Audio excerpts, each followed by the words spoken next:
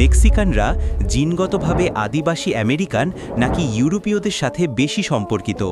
উত্তরটি হয়তো আপনাকে অবাক করে দেবে।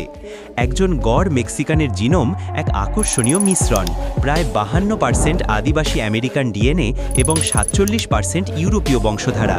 এছাড়াও একটি ছোট কিন্তু লক্ষণীয় 2% আফ্রিকান জিনগত অবদানও রয়েছে, বিশেষ করে দক্ষিণ পূর্বাঞ্চলে। যা সত্যিই কৌতূহল উদ্দীপক তা হল মেক্সিকো জুড়ে এই জিনগত মিশ্রণ কিভাবে পরিবর্তিত হয়।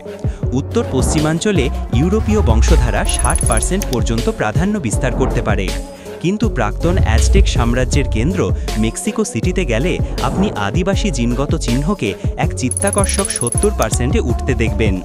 এরপর রয়েছে ওয়াহাকা, যা আদিবাসী ঐতিহ্যের এক প্রাণবন্ত আধুনিক প্রতিচ্ছবি। সম্প্রতি ওয়াহাকার জনসংখ্যার 2/3 বেশি নিজেদের আদিবাসী হিসাবে চিহ্নিত করেছে, যার মাধ্যমে তারা তাদের পূর্বপুরুষদের সাথে গভীরভাবে সংযুক্ত।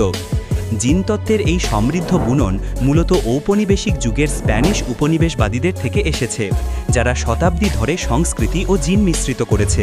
এই চলমান আন্তঃমিশ্রণই আজকের সুন্দর বৈচিত্র্যময় মেক্সিকান জনসংখ্যাকে গড়ে তুলেছে। এই রকমই তথ্যপূর্ণ ভিডিও দেখতে ইউটিউব চ্যানেলটি সাবস্ক্রাইব করুন এবং তার পাশের বেল আইকনে ক্লিক করুন।